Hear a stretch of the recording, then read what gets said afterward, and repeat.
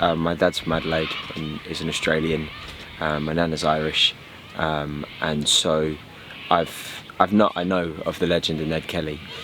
In terms of this story coming about, I didn't know Peter Carey's book before the opportunity to do the audition tape came through, and once I saw the true history of the Kelly gang and knew that Justin was directing it, I just thought, that character, that world, I wanted to be a part of it more than anything. So then obviously went and read the book, which is such a beautiful, kind of quite a strange novel in a way, the way that it's written, but it's an amazing piece of writing.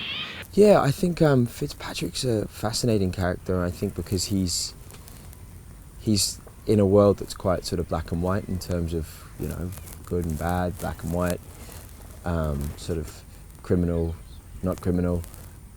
Those are the sort of strong archetypes, and then there's a big sort of murkiness in between, and Fitzpatrick definitely is within that, and I think Ned recognises that because Ned's within that as well, in terms of he goes, I know exactly which side of the line I'm on, but I know that I'm completely not that in general as well.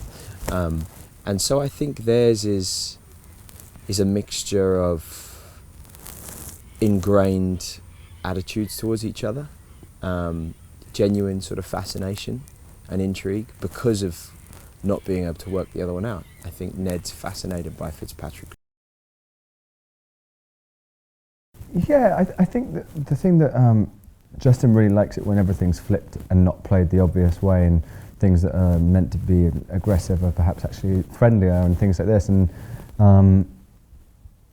so it's the idea of Fitzpatrick actually really probably wanting to be friends with Ned and being intrigued by that family and their closeness and environment and what they are, and probably being quite lonely. And we spoke a little bit about just like the outback and the desperateness of the times and the area and everything like that. So then it's a kind of thing of this character who's probably quite lonely and doesn't particularly care about his policing, isn't good at it, and wants to be accepted and doesn't, and then gets embarrassed and reacts really poorly to that. But it could have almost gone in a very different way, their relationship, whereby if a couple of small things had changed, they probably could have been lifelong friends that are kind of both a little bit on the dodgy side of humanity, but also friends through it, yeah. It's wonderful to watch George transform. I was a fan of his before this movie.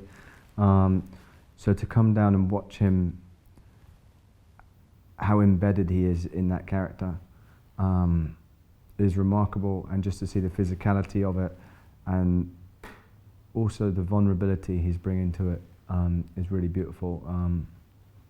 I've loved watching him in each scene. How was Mary?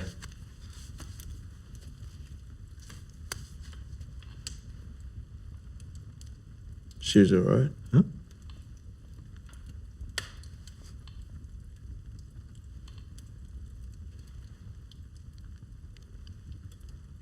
You're not going to get attached, are you, Ned? Otherwise, I've done you a big disservice. Mary's character's not one of her wives. You don't want to take this place home with you. Robinson's, it's just a place to seek sanctuary from life's monotony.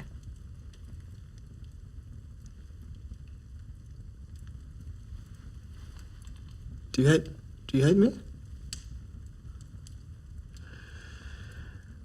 Well, is it because I'm British or because I'm a trooper? I ain't never met a man like you who didn't want to take something from me or my family.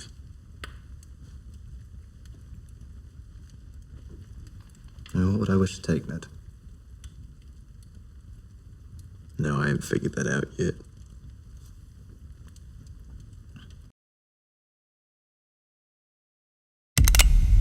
Would you die for your mummy? Tell the truth. You're a dancing monkey! Go on, do it! A man cannot outrun his destiny. Your mother sold you. £15 you cost me. And you can learn that back. I were but a child, yet I were already travelling full tilt toward the man I would become.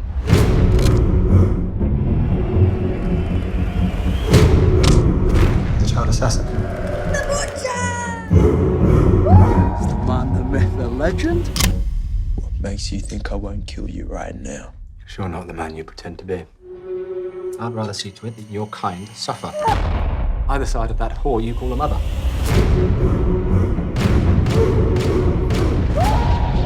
I've got no choice but to lock you up. Your son intends to rescue you. You good boy. You go out there and be a big man. Load up! 3, 2, 1. You always want to build an army? We're going to war. Fire! You're bloody bulletproof, boys!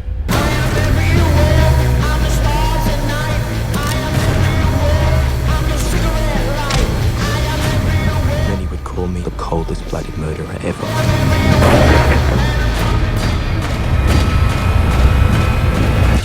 But others, knowing the truth, would call me a hero. Man farewells this world. All he's got left is his story.